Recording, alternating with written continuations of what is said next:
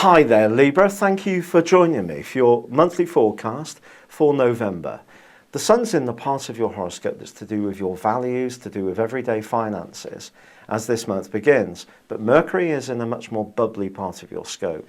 Can see you inquisitive if you're someone who's interested in technology, the internet, or perhaps crosswords and puzzles. Any kind of mental challenge will really be something that appeals to you as this month begins.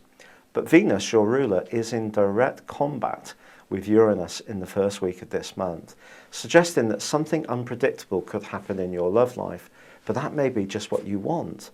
Maybe you want someone to come in who is more dramatic and challenging, and it makes life a little bit more stimulating.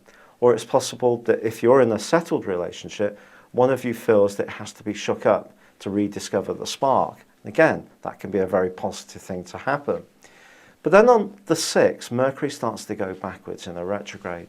And as ever the case, all sorts of things can go wrong around distribution, around travel, anything to do with communications and systems, anything to do with trusted domestic appliances or even our vehicle can all go a little bit wobbly, particularly when they're ruled by the 3rd solar house, as Mercury is for you at this outset of this retrograde. But then by the middle of the month, there is a stunning solar eclipse, suggesting if you are wanting to get your finances onto a better footing, this can certainly help. But Mercury then twists backwards into this area itself.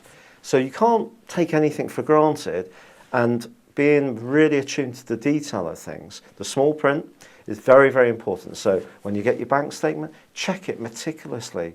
Mistakes do get made. After all, systems, machines, well, they are prone to things going wrong as much as they are with us. So do be very vigilant. But there is a move on the 17th of Mars, and Mars moves into an area which is very much to do with your home and family life. And it's not its favourite zone, I must be honest with you. Particularly not for you, because you've had Pluto working through this area for the last 3.5, near to 4 years. Now there is, however, a better move for you on the 22nd. The Sun then moves into an area which is going to help you to reconnect with ideas, the pace of life picks up, but Venus does move into an area which is very much to do with finances itself. Now ordinarily when this happens, it can lead to a windfall and something good could happen for you.